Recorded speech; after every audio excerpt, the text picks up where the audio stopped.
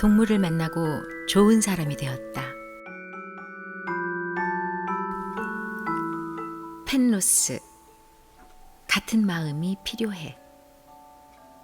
부산의 동물보호단체에서 연 펜로스 세미나에 참가하기 위해서 부산에 다녀왔다. 펜로스란 반려동물을 잃고 남은 자의 슬픔이다. 사람 가족이든 동물 가족이든 죽음으로 인해 이별했다면 상실감이 얼마나 클지는 좋게 예상되는 일이다. 그런데 반려동물과 살았던 사람 중에는 제대로 이별하지 못해 상처를 껴안고 사는 사람이 많고, 그 중에는 주변에서 이해받지 못해 고통이 커진 경우가 많다. 세미나 며칠 전 함께 살던 개가 죽자 한 여성이 자살하는 일이 발생했다. 부산에서 일어난 일이라 기자들이 세미나를 주최했던 단체 대표에게 도움말을 부탁한 모양이다. 그런데 대표가 충분히 가능한 일이라고 아무리 설명해도 기자들은 도저히 이해 못하겠다는 반응을 보였다고 한다. 지인들이 개에게 돈과 시간 그만 쏟고 자기 인생을 찾으라고 했는데도 당사자에게는 들리지 않았던 모양이라는 담당 경찰의 인터뷰 등 관련 보도만 봐도 이 사건을 바라보는 사람들의 시선을 대략 알 수 있었다. 미디어에서 지금까지 다뤘던 대로 인간관계에서 실패하고 도피한 사람이 동물에 집착하다가 극단적인 선택을 한 경우로 다뤘다. 기사를 접하고 안타까웠다.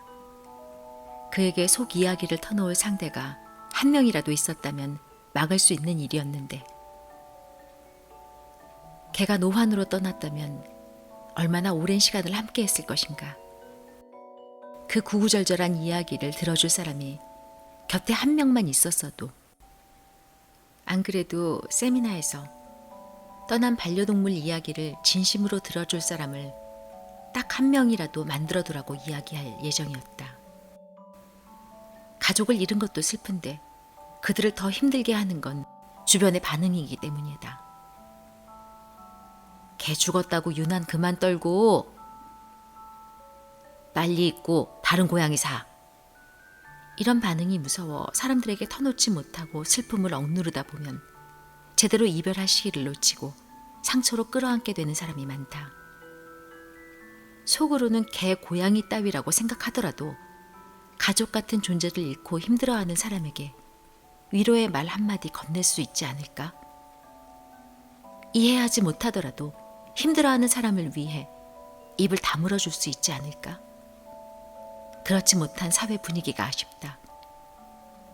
아는 수의사가 병원에서 겪은 이야기를 들려주었다.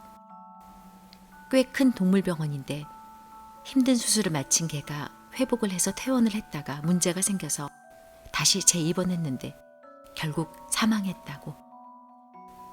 이런 경우 수술에 문제가 있었던 것은 아닌지 항의하는 보호자들이 많은데 다행히 이 보호자는 문제 제기를 하지 않았다고. 그런데 며칠 후 배달 일을 하는 보호자가 헬멧을 쓴 채 병원 로비에 나타났고 한참을 그 상태로 펑펑 울었다고 했다. 병원 관계자들은 병원에 따지러 온 게 아닌지 긴장했는데 그렇게 한참을 운 보호자는 조용히 떠났다고. 반려견과 단둘이 살던 그에게 반려견의 부재가 얼마나 힘들었을까. 그 아픔을 드러낼 상대가 장소가 없어서 그나마 사정을 아는 곳에 와서 눈물을 흘리는 그 마음이 어땠을지 알 수 있었다. 언젠가 내게 이메일이 왔다. 부부가 자식처럼 키우던 반려견이 떠났고 휴가를 내고 둘이 슬픔을 함께 했는데 휴가가 끝나고 자기가 회사에 나가면 혼자 집에 있을 부인이 얼마나 힘들지 걱정이라는 남편의 편지였다. 위로의 말과 함께 이렇게 같은 마음인 남편이 함께 있으니 부인도 잘 이겨낼 거라고 걱정하지 마시라고 전했다. 그러며 나는 부인보다 회사에 나가서 아무렇지 않은 척 일해야 하는 남편이 더 걱정된다고 적었다. 사실 사회생활을 하면서 감정을 드러내기 힘든 건 여성보다 남성이 더하다. 반려동물이 죽었다고 슬픈 감정을 드러내는 건 약한 사람으로 보이기 십상이니까.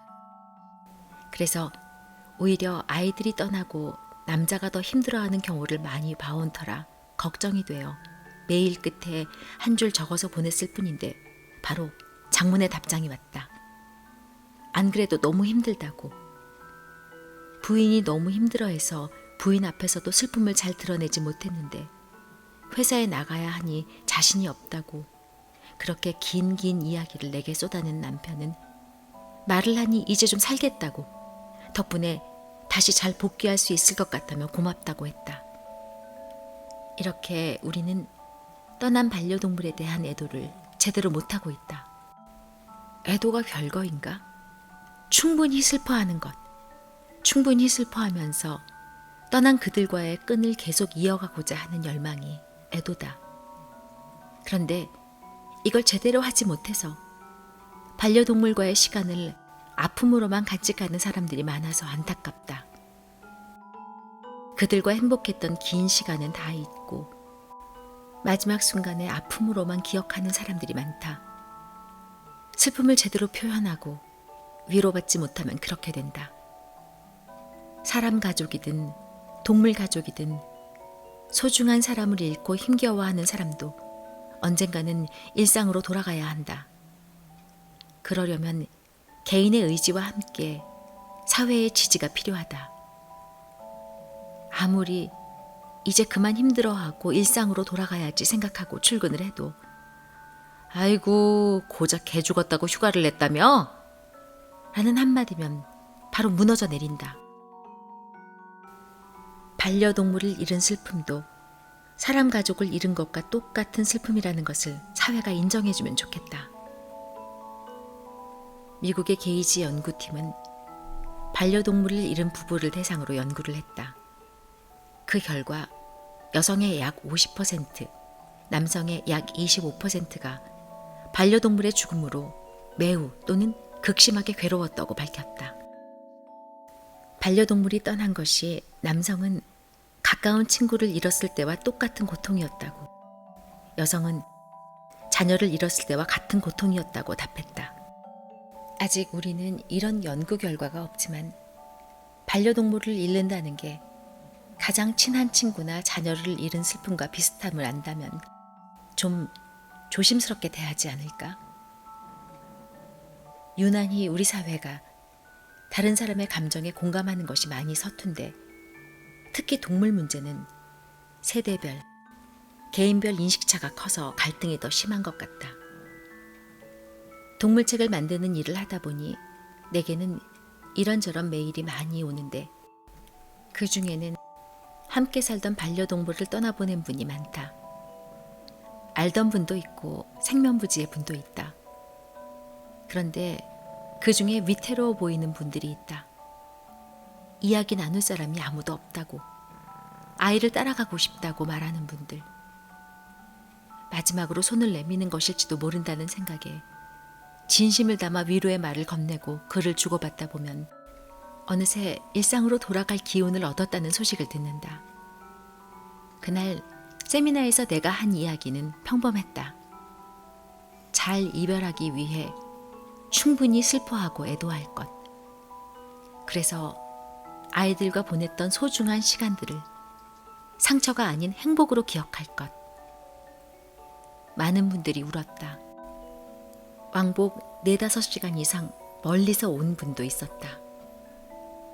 그들의 눈물은 내 이야기가 아니라 자기와 같은 마음인 사람이 이렇게 많다는 것을 확인한 안도감에서 나오는 눈물이었을 것이다. 반려동물을 떠나보내고 슬픈 것이 나 혼자가 아니어서 다행이라는 같은 마음.